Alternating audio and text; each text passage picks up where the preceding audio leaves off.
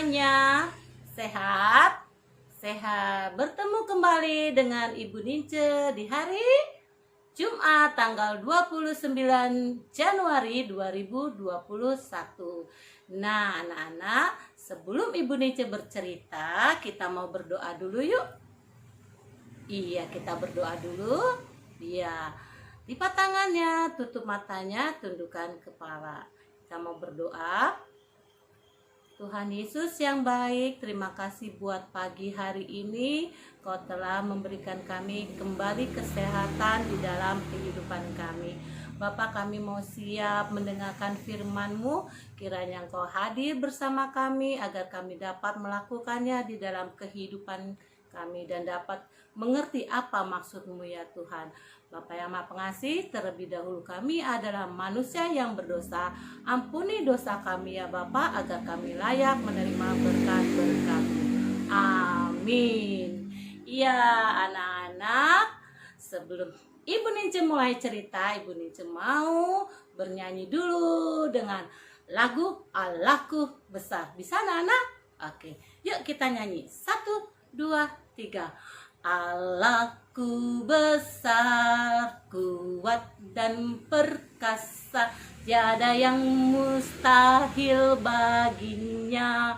Ho ho, Allahku besar, kuat dan perkasa, tiada yang mustahil baginya. Ho ho, gunung miliknya, sungai miliknya, bintang-bintang ciptaannya. Ho ho, Allahku besar, kuat dan perkasa, tiada yang mustahil baginya. Ho ho, iya. Nah, sudah mau mulai nih teman-teman. Yuk duduk yang manis. Oke. Iya, Ibu Nince hari ini mau bercerita tentang kelanjutan dari ceritanya Ibu Rusbin waktu Jumat kemarin. Coba Ibu Rusbin bercerita tentang apa? Yuk. Ya betul, Yakub melarikan diri. Iya.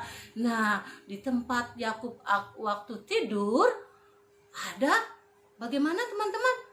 Iya, dia bermimpi ada tangga dari surga sampai ke bumi dengan malaikat-malaikatnya yang turun naik. Iya. Nah, akhirnya tempat tersebut sama Yakub diberi nama dengan Betel. Iya. Betul kan anak-anak? Iya. Tempat itu dinamakan Yakub Betel. Nah, sekarang Ibu Nince akan melanjutkan ceritanya dengan judul ini dia, Yakub ke rumah Laban. Ya, Yakub ke rumah Laban. Ya, yuk duduk manis yuk. Oke. Ya anak-anak, bagaimana? Masih ingat judul cerita tadi Ibu Nince apa tadi? Iya, ya judul cerita Ibu Nince hari ini adalah Yakub di rumah Laban. Ya, Yakub di rumah Laban. Yuk, mau dengar? Duduk yang rapi. Iya. Nah, setelah Yakub bermimpi di tempat itu yang dia beri nama Betel, ya dia berjalan beberapa minggu mau ke rumahnya pamannya bernama Laban. Ya, pamannya bertempat tinggal di Haran. Jadi Yakub berjalan-jalan beberapa minggu sampailah dia di Haran. Dan dia sampai di Haran itu melihat ada sebuah sumur di padang rumput. Ya, dan dekat sumur itu ada 3 kumpulan kambing domba. Rupanya sumur itu dipakai untuk gembala-gembala untuk memberi minum domba-domba mereka. Nah, setelah itu Yakub bertanya menghampiri gembala-gembala tersebut, 3 orang gembala. Kemudian Yakub bertanya kepada mereka, "Bapak, apakah Bapak mengenal Laban, cucu Nahor? Apakah dia selamat, Bapak?" Katanya gitu. Nah, 3 orang gembala tersebut menjawab, "Teman-teman, kami dari Haran. Kami mengenal Laban orang itu. Dia selamat kok," katanya gitu. Nah, setelah itu 3 gembala tersebut menunjuk ke arah belakang, teman-teman. "Hai pemuda, itu dia anaknya Laban, si Rahel. Dia datang membawa domba-domba untuk diberi minum dan menggembalakannya." Rupanya 3 orang gembala tersebut menuju Rahel. Iya, akhirnya setelah Rahel dekat, kemudian 3 gembala itu memberitahukan kepada Rahel, "Hai Rahel, ini saudaramu." Dan Yakub pun menghampiri Rahel.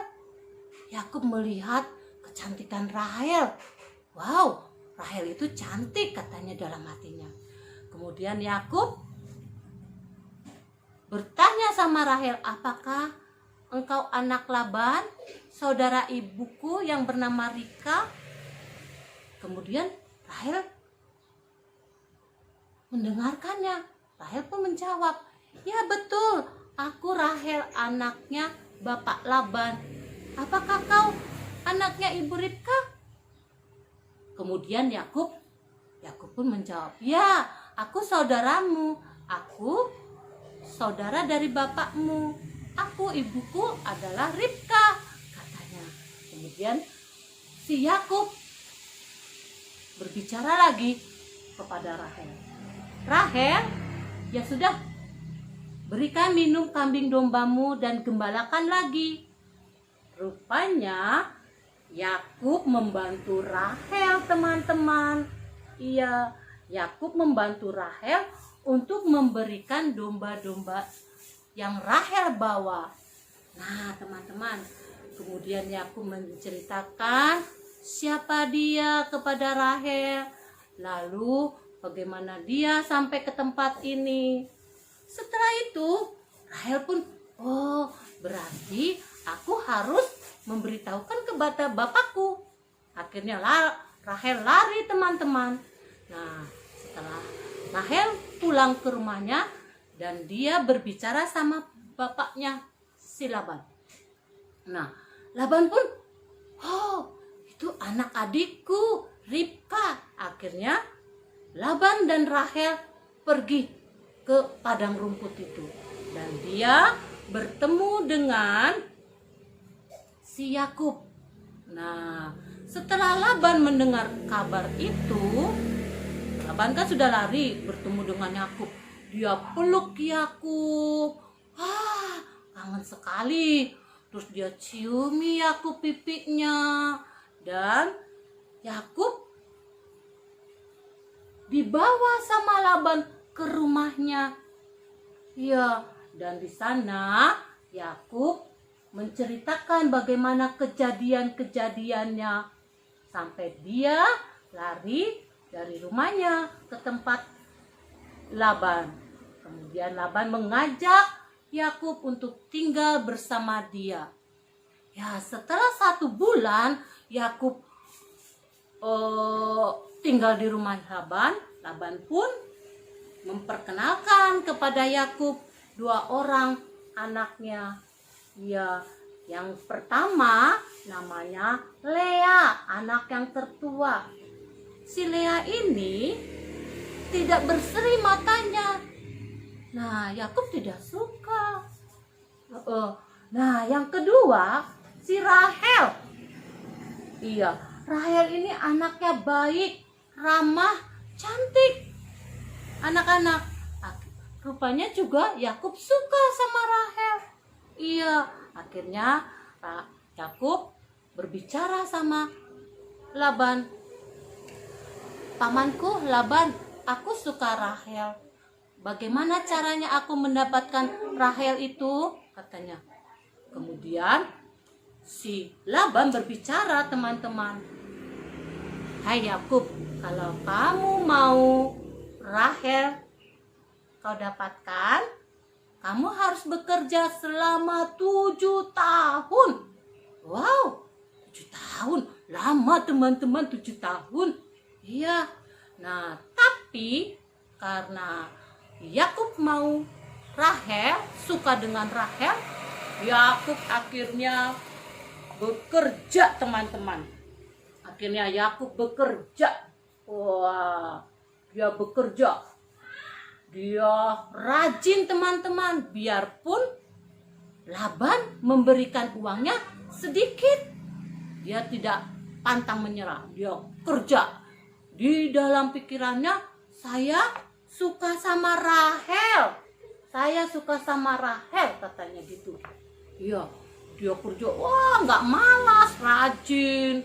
Nah, di pikiran Laban, licik, teman-teman. Iya, licik. Jelek itu ya pikirannya ya, Labannya. Licik kenapa?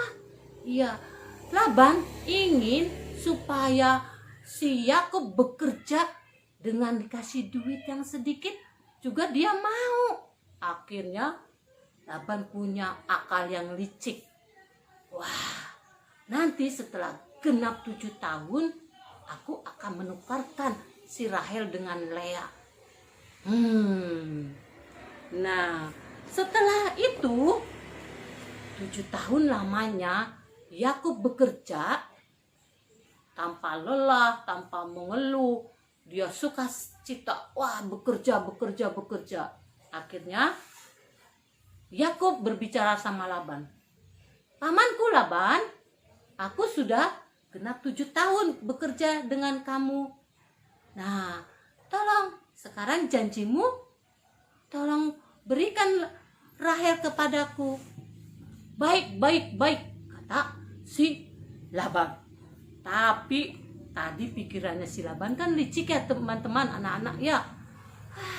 Saya mau manfaatkan si Yakub yang punya tenaganya bagus, baik. Saya mau tukar si Rahel itu dengan si Lea waktu acara pesta nanti. Nah, akhirnya Yakub dan perempuan yang dihadapkan Yakub itu sudah diganti rupanya, bukan Rahel. Iya. Tapi Yakub tidak tahu itu siapa. Dia kira itu Rahel. Nah, di acara pernikahannya, di acara pestanya, Yakub melihat ada seorang perempuan ditutup mukanya, teman-teman. Tapi Yakub percaya itu pasti Rahel. Nah, akhirnya mereka berdua, Yakub dan perempuan ini, disatukan. Nah, setelah itu, setelah pestanya, Yakub membuka cadarnya, penutupnya, teman-teman, dibuka. Yakub kaget. Hah? Bukan Rahel. Rupanya kakaknya Rahel tadi siapa, teman-teman? Lea. Wah, Yakub marah. Yakub akhirnya mendatangi. Nah, ini teman-teman. Akhirnya Yakub mendatangi si pamannya Laban. Iya. Paman, kenapa paman kok menukar Rahel dengan Lea? Aku kan tidak suka dengan Lea. Nah, pikiran Laban licik lagi, teman-teman. Ya, aku kalau dikasih tahu nanti si Yakub ini pasti dia mau memaksa saya biar Rahel dikembalikan. Nah, akhirnya Laban bicara begini, teman-teman. Hai Yakub, di daerah ini dilarang seorang adik untuk melangkahi kakaknya di dalam pernikahan, tidak diperbolehkan. Kalau kamu mau lagi Rahel menjadi milikmu, kamu harus bekerja lagi selama 7 tahun. Wow, lama lagi ya 7 tahun. Tapi karena Yakub suka dan senang dengan Rahel, akhirnya dia terima. Oke, saya mau kerjain apa yang kamu suruh, katanya. Nah, akhirnya si Yakub pun bekerja lagi selama 7 tahun lamanya.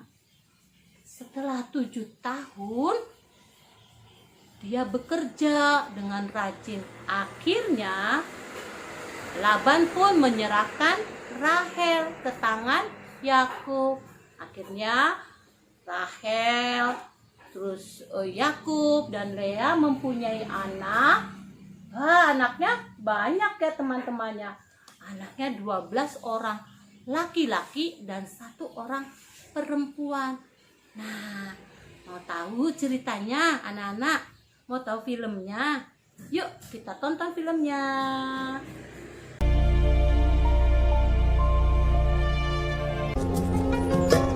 Kemudian berangkatlah Yakub dari situ dan pergi ke negeri Bani Timur. Ketika ia memandang sekelilingnya, dilihatnya ada sebuah sumur di padang dan ada 3 kumpulan kambing domba berbaring di dekatnya. Sebab dari sumur itulah orang memberi minum kumpulan-kumpulan kambing domba itu. Bertanyalah Yakub kepada mereka, "Saudara-saudara, dari manakah kamu ini? Kenalkah kamu Laban, cucu Nahor? Selamatkah ia?"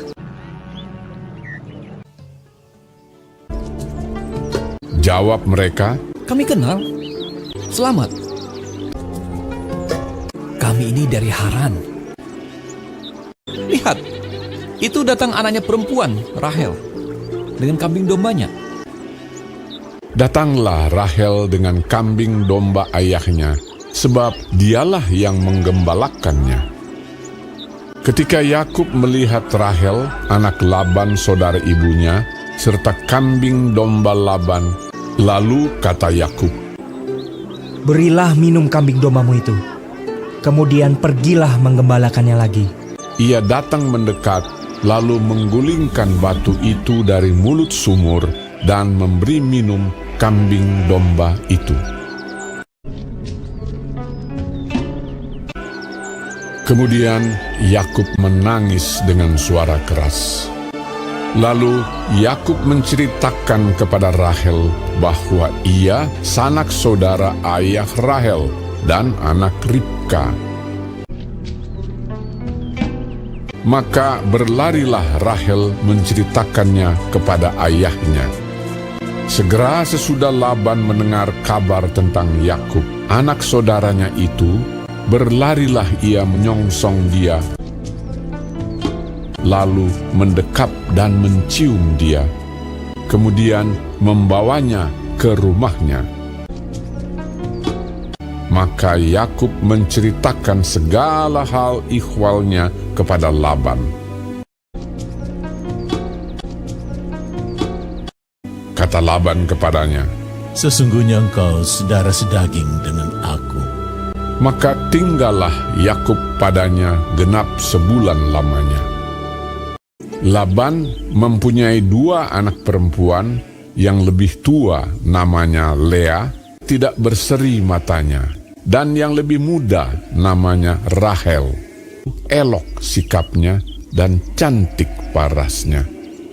Yakub cinta kepada Rahel, sebab itu ia berkata, "Untuk mendapat Rahel, anakmu yang lebih muda itu, aku mau bekerja padamu 7 tahun lamanya." Sahut Laban, Lebih baiklah ia kuberikan kepadamu daripada kepada orang lain. Maka tinggallah padaku. jadi bekerjalah Yakub 7 tahun lamanya untuk mendapat Rahel itu. Tetapi yang 7 tahun itu dianggapnya seperti beberapa hari saja karena cintanya kepada Rahel. Sesudah itu berkatalah Yakub kepada Laban, "Berikanlah kepadaku bakal istriku itu." sebab jangka waktuku telah genap.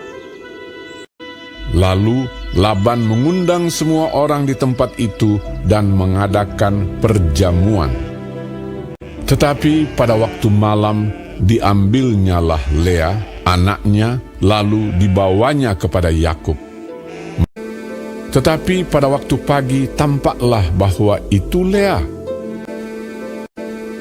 Lalu berkatalah Yakub kepada Laban, Apakah yang kau perbuat terhadap aku ini? Bukankah untuk mendapat Rahel aku bekerja padamu? Mengapa engkau menipu aku? jawab Laban, Tidak biasa orang berbuat demikian di tempat kami ini, mengawinkan adiknya lebih dahulu daripada kakaknya. Asal engkau bekerja pula padaku 7 tahun lagi. Kemudian Laban memberikan kepadanya Rahel anaknya itu menjadi istrinya. Malah ia lebih cinta kepada Rahel daripada kepada Lea. Demikianlah ia bekerja pula pada Laban 7 tahun lagi. Adapun anak-anak lelaki Yakub 12 orang jumlahnya. Ialah Ruben, Simeon, Lewi, Yehuda, dan Naftali, Gad dan Asher, Isakar dan Zebulon, Yusuf dan Benyamin. Seorang anak perempuan Dina.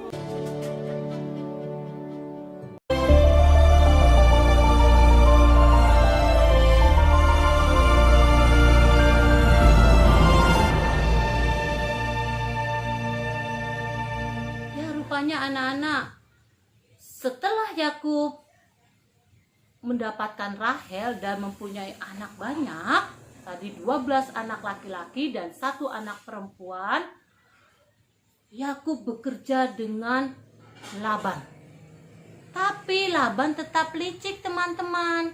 Iya, Laban memaksakan Yakub untuk bekerja di tempat itu dengan upah atau gaji yang kecil.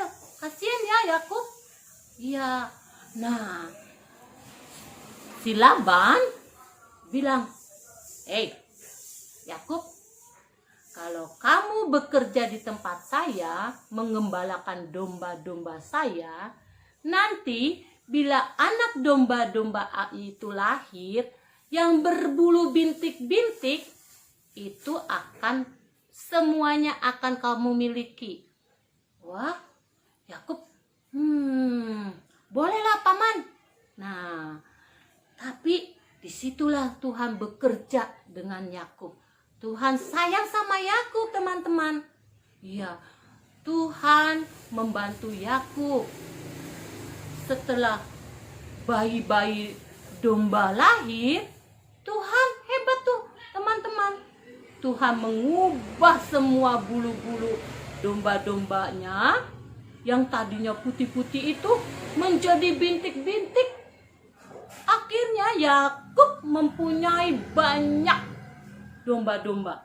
Iya, ya tadinya perkiraan Laban paling dapat 2 ekor, 3 ekor. Rupanya banyak domba-dombanya melahirkan berbulu bintik-bintik. Itu Tuhan bekerja. Ya, kemudian Yakub pun bertanya, gimana paman? Apakah saya boleh bekerja lagi? Boleh. Gembalakan domba-domba saya, berikan minum kepada domba-domba saya. Bila anak domba-domba saya akan lahir nanti, yang berbulu putih semua akan kamu miliki. Nah, itu pikiran liciknya si Laban lagi, teman-teman. Pikiran jahat tuh ya. Iya, Yakubnya, udah pasti Tuhan membantu saya. Tuhan juga membantu saat itu. Setelah domba-dombanya berperut besar, Tuhan bekerja lagi. Wah, ini anak-anak domba yang bulunya bintik-bintik saya akan rubah lagi menjadi berbulu putih-putih. Seperti janjinya Laban tadi. Saya akan mengajari Laban biar dia taat sama saya. Kata Tuhannya, iya. Nah, setelah itu lahirlah anak domba-domba itu. Laban kaget lagi teman-teman seperti tadi. Rupanya anak domba-domba itu berbulu putih semua, bersih. Laban, aduh, gimana ini? Tapi Laban tetap menyerahkan semua anak domba yang berbulu putih kepada Yakub. Akhirnya selama 20 tahun Yakub bekerja di Laban pamannya. Yakub menjadi kaya, teman-teman. Melebihi Laban. Wah, Laban jadi kesal, teman-teman. Iya. Nah, tapi si Yakub tidak suka sama Laban. Rupanya Laban menyembah patung. Namanya patung Tirafin. Dia menganggap patung itu Tuhannya dia, yang bisa memperkayakan dia. Salah ya? Salah itu teman-teman. Tapi Yakub pun tidak suka dengan melakukan Tirafin itu. Dia selalu memuji nama Tuhan, selalu berdoa sama Tuhan. Nah, setelah 20 tahun kemudian, Tuhan tetap menolong Yakub. Laban meminta Yakub, pergilah kamu pulang kembali ke rumah ibumu. Rupanya Yakub juga kangen. Kembali dia pergi, tapi dia pergi ketika Laban sedang di padang rumput. Jadi Laban tidak tahu Yakub pergi. Nah, ketika Yakub mau pergi, Rahel kembali ke rumah Laban tersebut, mau mengambil Tirafin, anak-anak patung yang tadi. Kemudian dia masukkan ke dalam tasnya. Akhirnya Yakub, Rahel, Lea dan anak-anaknya dan gembala-gembalanya serta domba-dombanya pergi pulang ke rumah ibunya Ribka.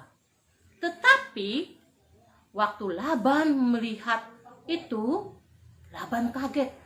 Wah, Yakub kenapa jadi enggak permisi sama saya? Yakub masuk ke dalam kamar.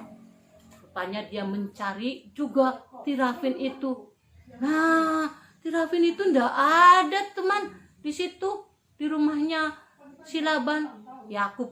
Si Laban pun berpikir, jangan-jangan ini si Yakub yang mencuri Tirafin saya. Akhirnya si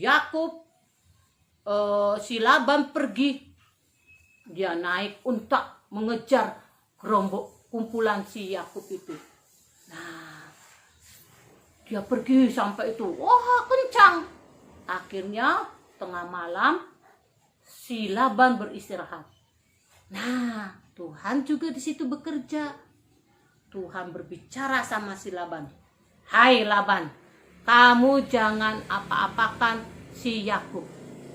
Kamu tidak boleh menyiksa Yakub.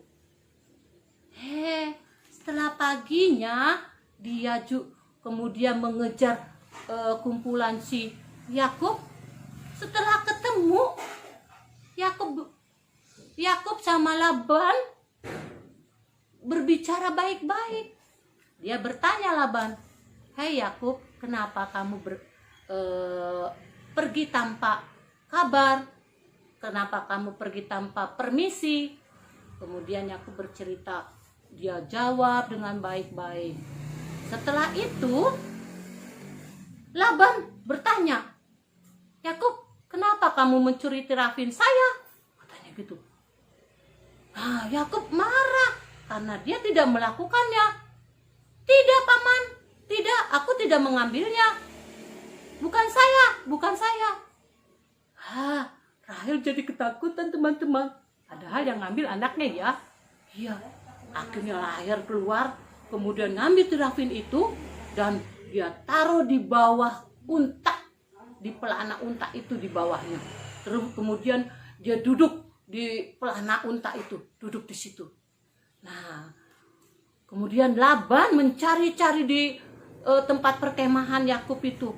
Tidak ada yang dilihat Yafin itu, sana nggak ada, di sini nggak ada. Akhirnya Laban membilang kepada si Yakub, oke Yakub, silakan kamu kembali lanjutkan ke rumah ibumu. Rahel pun sangat ketakutan, tapi Rahel tidak ketahuan anak-anak. Dia pun mengikuti Yakub. Akhirnya si Laban yang tadinya punya pikiran jahat tidak melakukan kepada si Yakub. Nah, itu ceritanya anak-anak. Jadi intinya anak-anak, cerita yang ibu ceritakan hari ini adalah kita harus tidak boleh berbuat jahat. Iya, dan kita harus bekerja keras untuk melakukan sesuatu dengan baik. Pasti Tuhan akan menolong. Tuhan kita itu baik, teman-teman, ya. Apapun yang kamu rasakan, sedang sedih, sedang gembira, ingat Tuhan, ya harus bersukacita kepada Tuhan, ya. Nah, kita mau bersukacita kepada Tuhan dengan puji-pujian, dengan lagu gini, pujilahu selalu. Bisa teman-teman? Oke, kita nyanyi ya. 1, 2, 3. Pujilahu selalu, pujilahu selalu, pujilahu di hatiku, pujilahu di hatiku selalu. Allah itu baik, Allah itu baik, Allah itu baik, baik buat saya. Allah itu baik, Allah itu baik, Allah itu baik, baik buat saya. Sekali lagi, pujilahu selalu, pujilahu selalu, pujilahu di hatiku, pujilahu di hatiku selalu. Allah itu baik, Allah itu baik, Allah itu baik, baik buat saya. Allah itu baik, Allah itu baik, Allah itu baik, baik buat saya. Oke. Nah, hari ini cerita Alkitab Ibu Ninja sudah selesai. Teman-teman, kita mau berdoa. Yuk, kita berdoa yuk. Lipat tangan, tutup mata, tundukkan kepala. Tuhan Yesus yang baik, terima kasih Tuhan atas anugerah yang Kau berikan di hari ini. Kami memohon ya Bapa, kiranya kami Kau berikan untuk hari-hari yang akan datang. Tuhan, kami mau jadi seperti anak yang seturut dengan firman-Mu, anak yang takut akan nama-Mu ya Bapa, anak yang selalu bekerja di dalam nama-Mu ya Bapa, agar kami juga selalu merasakan sukacita kami di dalam kehidupan kami hanya dengan nama-Mu saja. Bapa, kami adalah manusia yang berdosa, ampuni dosa kami ya Bapa, agar kami dapat berkat yang Kau berikan dengan penuh sukacita. Terima kasih ya Bapa, kami akhiri doa yang tidak sempurna ini hanya ke dalam tangan-Mu, Putra-Mu yang tunggal Tuhan Juru Selamat hidup. Kami telah berdoa dan mengucap syukur. Amin. Oke anak-anak, sampai jumpa di cerita-cerita yang lain. Dadah, Tuhan Yesus berkati. Shalom.